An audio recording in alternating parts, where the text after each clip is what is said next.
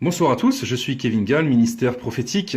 Alors, nous sommes le 30 juin 2017, il est minuit 20, et il n'est pas trop tard pour moi, pour vous faire une vidéo d'enseignement et d'exhortation sur le thème des récompenses divines et des trésors éternels.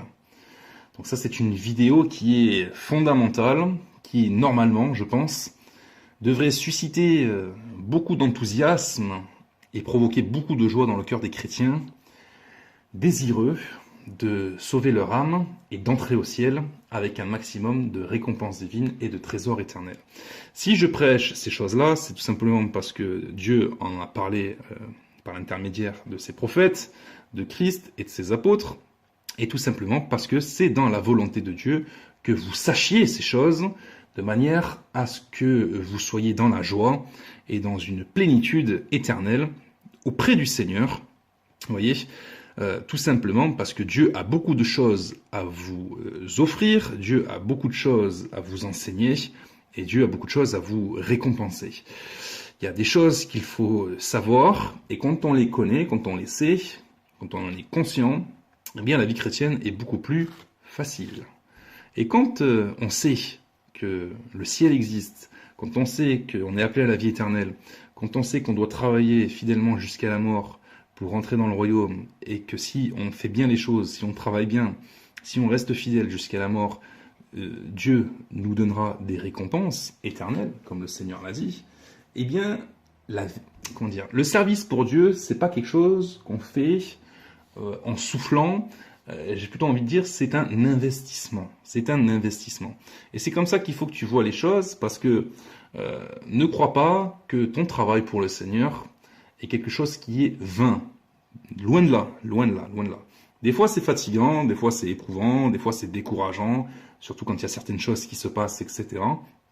Mais tu remarqueras que Dieu est toujours derrière pour t'encourager, de manière à ce que tu ne baisses jamais les bras et de manière à ce que tu ne t'arrêtes jamais sur la course. Je rappelle qu'on est dans une course, d'accord, et que quelqu'un qui court, si vous voulez, quand on s'arrête, c'est difficile après de reprendre la course. Donc il vaut mieux ne pas s'arrêter, il vaut mieux faire abstraction des choses qui concernent les obstacles du diable, il vaut mieux les sauter, il vaut mieux passer à droite, à gauche, même en dessous, ou plutôt mettre un gros shoot dans les obstacles du diable, au nom de Jésus.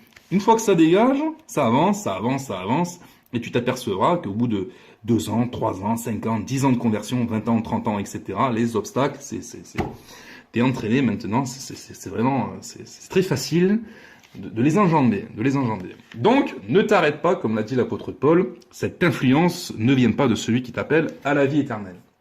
Ça, c'est la première chose. La deuxième chose, c'est tout simplement que il faut que tu sois au courant des versets bibliques, d'accord, qui concernent les récompenses divines et les trésors éternels. Et tu remarqueras qu'il y a un lien très étroit entre le contentement, la libéralité et les trésors éternels. Et donc pour ça, j'aimerais sortir des textes bibliques. On va aller directement dans Matthieu chapitre 6, verset 19. Jésus parle, le Seigneur Jésus parle, et il nous dit comme ça: « Ne vous amassez pas des trésors sur la terre, où la teigne et la rouille détruisent et où les voleurs percent et dérobent, mais amassez-vous des trésors dans le ciel, où la teigne et la rouille ne détruisent point, et où les voleurs ne percent ni ne dérobent. » Donc là, le Seigneur, il veut nous faire comprendre déjà, c'est vrai, que nous ne sommes pas éternels sur terre.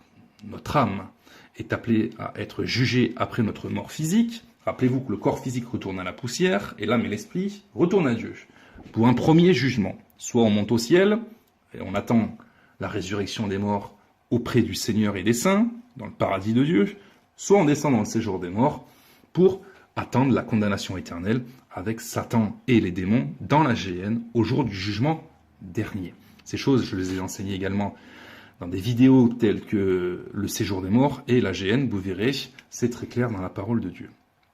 Et puisque nous ne sommes pas appelés à être éternels sur terre dans ce corps qui est corruptible, qui est mortel, bien évidemment, il ne faut pas fixer nos regards ni attacher notre cœur à des choses qui sont éphémères, passagères et appelées à être détruites.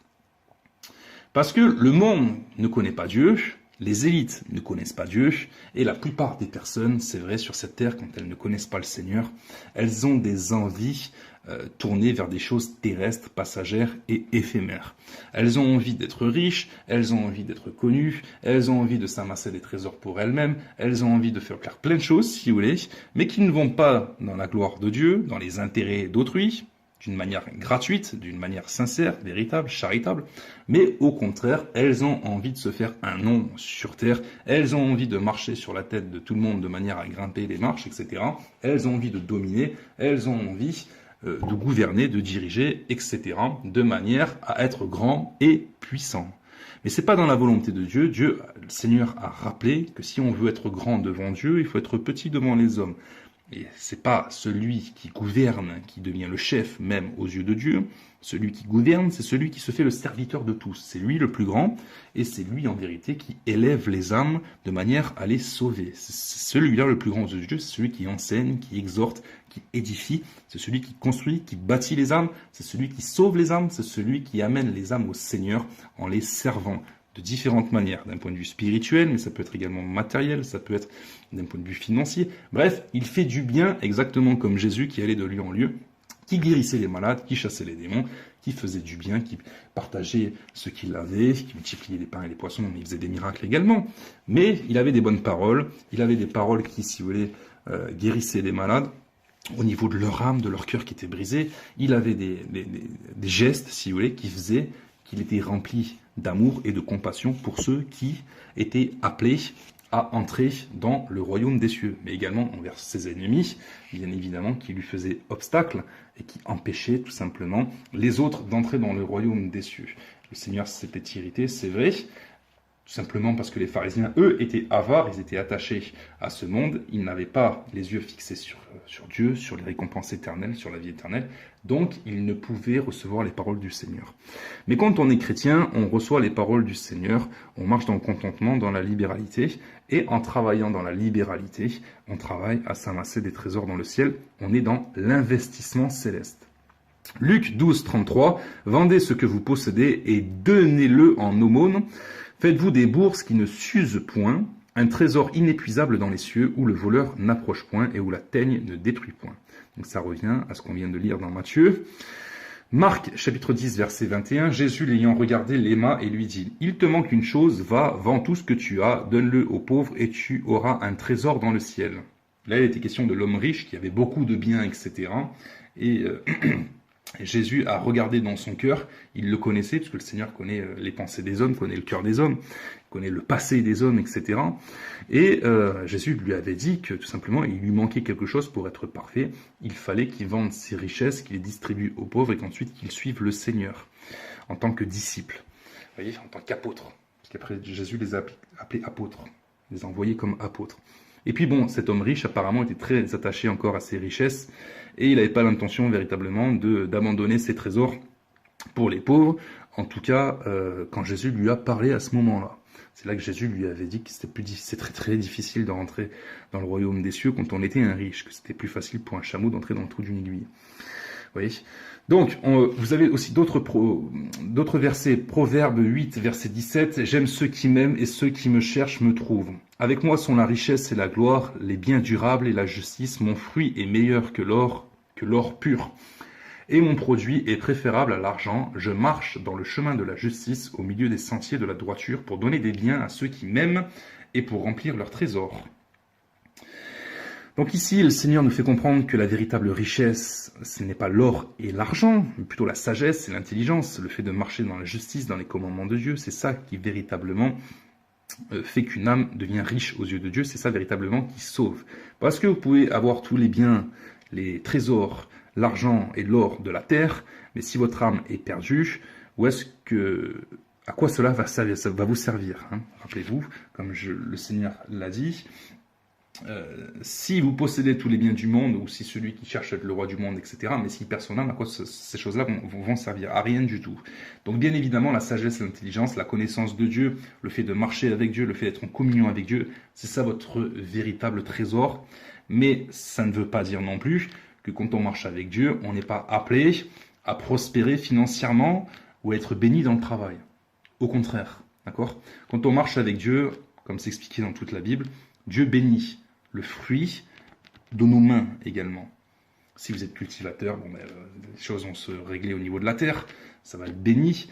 Dans tout le travail, dans tout ce que vous allez faire, si vous voulez, Dieu va vous donner de la force, du courage, de l'intelligence, des bonnes idées. Il va créer des circonstances. Tout concourt au bien de ceux qui aiment Dieu. Les biens terrestres, mais aussi les biens éternels. Comme je le prêche à chaque fois. Après, c'est le contentement et la libéralité. Dieu est pour la prospérité, il n'y a aucun problème avec ça. Dieu est contre la mondanité. Qu'est-ce que vous allez faire de cette prospérité? Il faut le réinvestir dans le ciel en marchant dans la libéralité. C'est ça le secret. Si vous voulez vous amasser des trésors dans le ciel, si vous voulez être un millionnaire ou milliardaire dans le ciel, c'est une façon de parler de ce que je suis en train de vous dire, vous comprenez bien, il va falloir travailler dur sur terre, d'accord? Une fois que vous travaillez dur, normalement il y a un salaire qui vient, parce que Dieu a établi une loi que le salaire, il doit aller à tout ouvrier qui travaille, d'accord? Normalement il n'y a pas de souci, les choses sont encore établies comme ça sur terre, il n'y a pas de problème. Une fois que vous avez ça, vous payez ce que vous avez à payer, vous payez vos factures, vous payez votre manger, votre boire, vous occupez votre propre famille. Votre superflu doit être réinjecté dans l'œuvre de Dieu. Mais il faut le faire aussi intelligemment, ça. Il ne faut pas distribuer, dilapider son argent comme ça au premier pasteur venu dans votre église, etc., etc.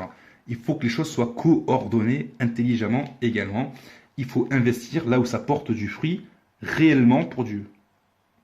Sinon, vous risquez effectivement de tomber dans des pièges du diable, parce que Satan va aussi vous envoyer des esprits qui vont vous prendre votre argent, et au lieu que ça aille véritablement là où il y a des besoins, ça va être dilapidé autrement.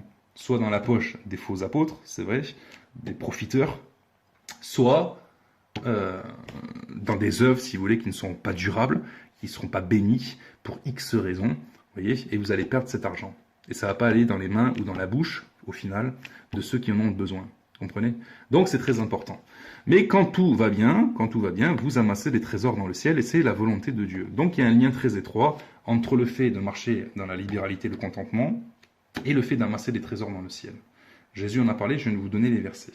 Matthieu 19, 29. Et quiconque aura quitté à cause de mon nom ses frères ou ses sœurs ou son père ou sa mère ou sa femme ou ses enfants ou ses terres ou ses maisons, recevra le centuple et héritera la vie éternelle. Plusieurs des premiers seront les derniers, et plusieurs des derniers seront les premiers.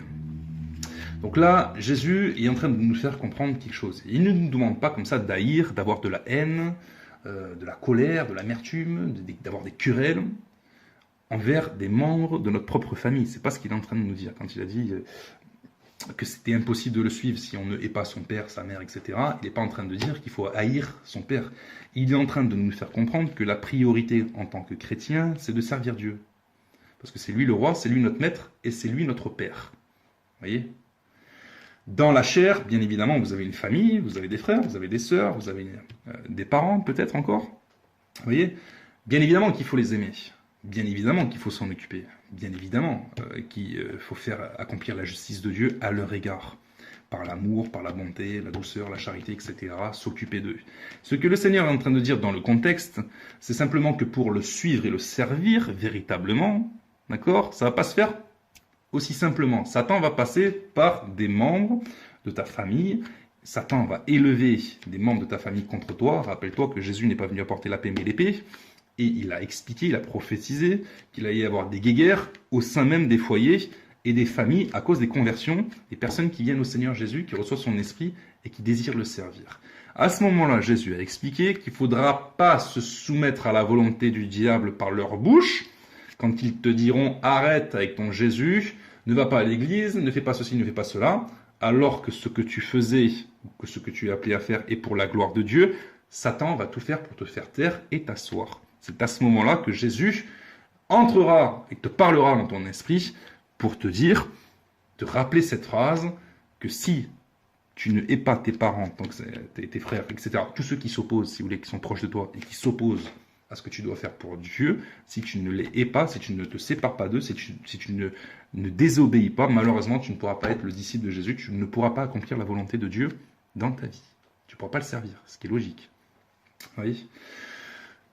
Et là, le Seigneur, il est en train d'expliquer que ceux qui, au contraire, rejettent Satan, ceux qui n'écoutent pas les conseils du diable, les exhortations, les avertissements, les menaces du diable via des membres de la famille, pour s'occuper à fond avec le Seigneur et faire sa volonté, eux, ils recevront une récompense au centuple et ils hériteront la vie éternelle.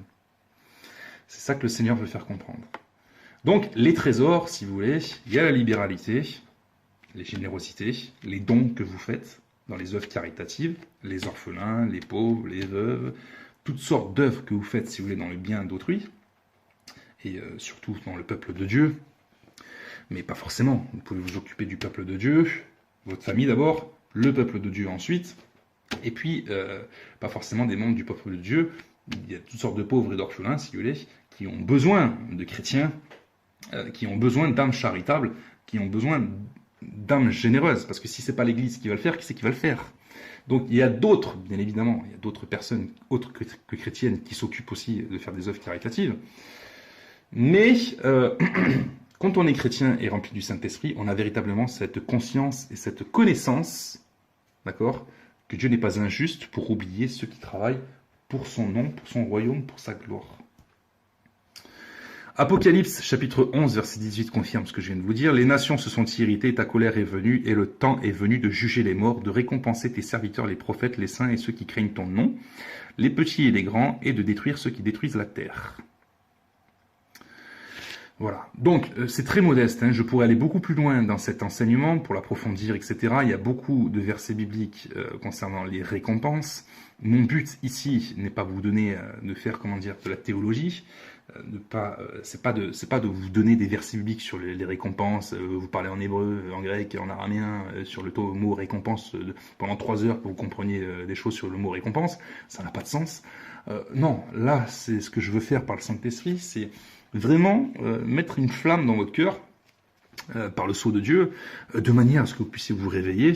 Peut-être que vous êtes endormi, peut-être que vous n'avez pas les moyens de subvenir à vos propres besoins déjà parce que vous n'avez pas de travail. Entre parenthèses, depuis que j'ai fait la vidéo sur le travail, il y a beaucoup de chrétiens qui ont trouvé du travail, tout simplement parce qu'ils se sont mis à chercher. Voilà. Donc des fois, on se lève le matin, comme je dis, j'ai des envies sur le cœur de vous partager certaines pensées que le Seigneur m'a données, certaines exhortations. Et puis comme par hasard, ça produit du fruit très très rapidement, quoi. Donc oui, il y a déjà beaucoup de chrétiens qui m'ont écrit pour me dire qu'ils ont trouvé du travail là-bas, que depuis qu'ils m'ont entendu, ils ont senti dans leur cœur qu'en vérité, ils se donnaient pas à fond pour la recherche de travail, etc. Et comme par hasard, voilà, ça tombe. Et ils remercient le Seigneur, ils me remercient, etc. Mais tout ça, c'est logique. Il n'y a rien de... Une fois qu'on connaît les lois, commandements de Dieu, on voit comment les principes divins ont été établis dans les cieux et que c'est éternel, et puis on sait que c'est la terre, les choses physiques sont régies par les lois spirituelles. Une fois qu'on les connaît, les lois, on marche dans ces lois, et puis ça marche, quoi. Tout marche, tout fonctionne, parce que Dieu soutient toutes choses entre ses mains, et Dieu, il peut pas se renier lui-même, il peut pas mentir, sa parole, elle est immuable. Il suffit de la mettre en pratique pour voir des miracles. Voilà. Et des fois, c'est pas des miracles, c'est de la bonne, c'est du bon sens. C'est du bon sens. Il suffit de faire ce que Dieu dit, puis vous verrez que vraiment Dieu est bon, il a des projets de paix et de bonheur. Mais quand le cœur il est enclin à la paresse et d'attendre comme ça que tout tombe du ciel, là c'est sûr que vous aurez rien. Faut travailler. Il faut travailler. Donc, il faut travailler, d'accord. Je voulais également en profiter, vous voyez que je fais des vidéos aussi vraiment à l'arrache, comme on dit, je travaille jamais mes vidéos, c'est-à-dire que c'est spontanément que je parle. Parce que je mets plus ma confiance dans le Seigneur, le fait qu'il remplisse ma bouche et qu'il me donne des inspirations directes, plutôt que de travailler sur des textes, etc., que je connais déjà aussi. Mais c'est pour un gain de temps, c'est une question de temps, parce que j'ai pas que ça à faire. Et là, je voulais vous parler de l'organisation l'association que j'ai créée avec une sœur en 2013, Christ for Children International, qui porte beaucoup de fruits. J'en parle pas suffisamment, j'en parle pas beaucoup, c'est vrai, même publiquement, mais je vous remercie pour vos dons, parce qu'il y a beaucoup de dons qui sont envoyés, soit directement par le site PayPal à la rubrique faire un don, soit par chèque à l'adresse indiquée. voyez. Mais tout simplement, je voulais vous rassurer que votre argent, elle va bien dans les mains des responsables des orphelinats de plusieurs pays. Donc il y a le Pakistan, il y a l'Inde, beaucoup, on est très nombreux, ils sont très nombreux en Inde et au Pakistan, rien qu'au niveau des orphelins, on en est à plusieurs milliers. Il y en a aussi en Afrique, au Congo, au Bénin, il y en a, je sais même plus où il y en a quoi. Enfin c'est ça, si vous voulez, voilà. Même si le site internet il est pas actualisé, même si je mets pas constamment des photos, sachez que vos dons vont bien dans la bouche des enfants et que vous êtes justement en l'occurrence en train d'amasser des trésors dans le ciel. Voilà, faut le savoir. Donc, je vous encourage à continuer. Vous savez qu'il n'y a jamais de fin à cela. L'apôtre Paul nous a dit de ne jamais nous lasser de faire le bien. Même si les bombes nucléaires sont appelées à nous tomber dessus, en France, en Europe, mais qu'on ignore la date, eh bien, il faut continuer à faire le bien comme si rien n'était. Vous voyez, tout en gardant à l'esprit des choses qui sont appelées à venir sur la terre. En tout cas, la mort n'est rien, puisque Dieu, un jour, bien évidemment, rappellera notre âme à ses côtés et il nous demandera « Qu'est-ce que tu as fait ? Qu'est-ce que tu as fait sur cette terre ? Qu'est-ce que tu as fait de ton travail ? Qu'est-ce que tu as fait de ton superflu ? Qu'est-ce que tu as fait de toutes ces connaissances que je t'ai données, de cette lecture que tu avais dans ta chambre en lisant la parole de Dieu ? Qu'est-ce que tu as fait des âmes que je t'ai envoyées, des circonstances, des fameux hasards qui ont croisé ta route pour te demander de l'aide ? Qu'est-ce que tu as fait à ce niveau-là ? Dieu va te poser cette question et je veux absolument qu'il n'ait rien à te dire. Que tu sois irréprochable parce que tu auras fait la volonté de Dieu, parce que quand Christ était nu, tu l'as vêtu, parce que quand il était malade, tu l'as soigné, parce que quand il était en prison, tu l'as visité, parce qu'il avait faim, tu lui as donné à manger, parce qu'il avait ça, parce qu'il avait soif, tu lui as donné à boire. Tu comprends ?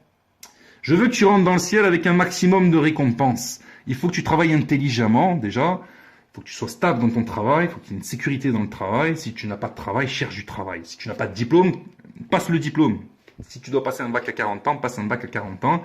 J'en connais encore. J'ai fait la vidéo. Le lendemain, il y avait une personne qui passait un jeu télévisé. Parce que je suis tombé dessus, comme ça, je suis une patiente. La personne disait qu'elle passait son bac à 40 ans. Donc c'est vraiment les clins d'œil de Dieu. C'est impressionnant. Dès que je dis un truc, dès le lendemain, Dieu il confirme par des choses. Donc c'est ça. Travaille. Ne reste pas les bras croisés. Il y a trop de chrétiens qui sont au chômage, on ne comprend pas pourquoi, on ne sait pas ce qui se passe. Mais comment voulez-vous qu'on soutienne le peuple de Dieu qui a faim, si les chrétiens ils sont là en train de tourner en rond à lire que leur Bible sans passer par les actes de foi? Ça n'a pas de sens.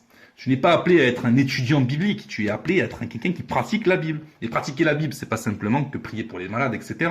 Pratiquer la Bible, c'est aller travailler, c'est soutenir aussi. C'est les œuvres caritatives, ça fait partie des... C'est fondamental, ça, pour avoir des trésors dans le ciel. C'est sûr. Après, il faut le faire d'une manière sincère aussi. Parce que si tu cherches la cupidité céleste en disant je fais les choses rien que pour m'amasser des trésors dans le ciel sans un véritable amour, c'est pas très bien vu non plus là-haut. Faut pas être passé pour un hypocrite, faut être vrai. D'accord ? Donc il y a ça aussi à être enseigné sur ça. Mais quand tu vas sur place, par exemple en Inde ou ailleurs, quand tu vois la pauvreté et la misère des enfants qu'on retrouve dans les poubelles, etc., je te garantis que tu n'as qu'une envie, c'est de faire les choses sincèrement. Ouais. C'est pas à ce moment-là, si tu veux, quand tu les regardes dans les yeux, que tu vas te dire, ben non, je lui donne de l'argent ou je lui donne du riz dans la bouche pour m'amasser des trésors dans le ciel. C'est pas comme ça que ça marche. Il faut vraiment que tu aies un cœur pour ça. Et il faut que tu te battes pour ça. Et moi, je suis heureux de me battre avec ça, et je suis pas le seul d'ailleurs. Je compte aussi aller en Inde le première semaine de septembre, si Dieu veut bien. Normalement, il n'y a pas de refus par rapport à ça, mais s'il y a un problème, il mettra sa main, il m'empêchera d'y aller. Mais voilà, tout simplement pour créer 2 entreprises là-bas, une dans l'agriculture, l'autre dans le textile. Ça, c'est de l'investissement personnel, c'est lié à mon travail personnel. Vous avez l'argent, vos dons, etc. liés à l'association, ça c'est en parallèle. Mais sinon, il y a des choses qui sont faites en Inde et qui sont appelées à être grandissantes là-bas. Donc je vous encourage à continuer de soutenir et également à soutenir d'une manière spirituelle par vos prières. Voilà, parce que bien évidemment, Satan ne va pas nous laisser comme ça enseigner des orphelins de manière à ce qu'ils deviennent des pasteurs, des enseignants, etc., les écoles bibliques en Inde et ailleurs. Il ne va pas nous laisser faire, hein, bien évidemment, hein, parce que ça fait partie de l'œuvre de Dieu, et ça c'est l'enfance, l'adolescence, Il craint ça, il craint ces choses-là, vous voyez, parce que Dieu, il appelle beaucoup dès la jeunesse aussi, et souvent, c'est les plus jeunes qui sont les plus fervents pour le Seigneur. Donc, quand on voit qu'il y a des ministères qui se lèvent aussi là-bas, ça fait plaisir. En tout cas, je vais y mettre les pieds. Continuez de soutenir l'œuvre de Dieu par des dons. Ne vous arrêtez pas, ne vous lassez pas de faire le bien, mais faites les choses intelligemment. Ne déshabillez pas Jacques pour habiller Paul, comme le Seigneur et l'apôtre Paul l'ont dit. Si vous êtes dans la détresse, c'est pas la peine de faire quoi que ce soit au niveau des dons. Vous voyez, parce que sinon, c'est vous qu'il va falloir aider. Donc, on tourne en rond, si vous voulez. Donc travaillez, contentez-vous de ce que vous avez, mais soyez quand même en paix, voyez. Et puis, quand vous avez le superflu, n'hésitez pas à envoyer chez nous, parce que ça tourne bien. Et ça a appelé, comme je vous dis, à mieux tourner encore. Je vous enverrai des photos en septembre du projet qu'on veut faire dans le textile et dans l'agriculture. Ça va faire travailler beaucoup de chrétiens. Ça va relancer un petit peu les territoires. Vous savez que là-bas, c'est des castes, c'est des intouchables, etc. Ils sont très pauvres. Ça va relancer un peu l'économie, ça va les aider, ils vont subvenir à leurs propres besoins, on aura nos propres terres parce qu'on sera propriétaire, etc. Donc, on n'aura plus les problèmes qu'on a en étant locataire, on n'aura plus les problèmes qu'on a à toujours devoir acheter des choses, etc. Non, ce sera à nous et ça va nourrir des milliers, des milliers, des milliers. Donc, priez pour ça, soutenez-nous et on va faire des choses intéressantes. Soyez bénis, amassez-vous des trésors et à très bientôt, au revoir.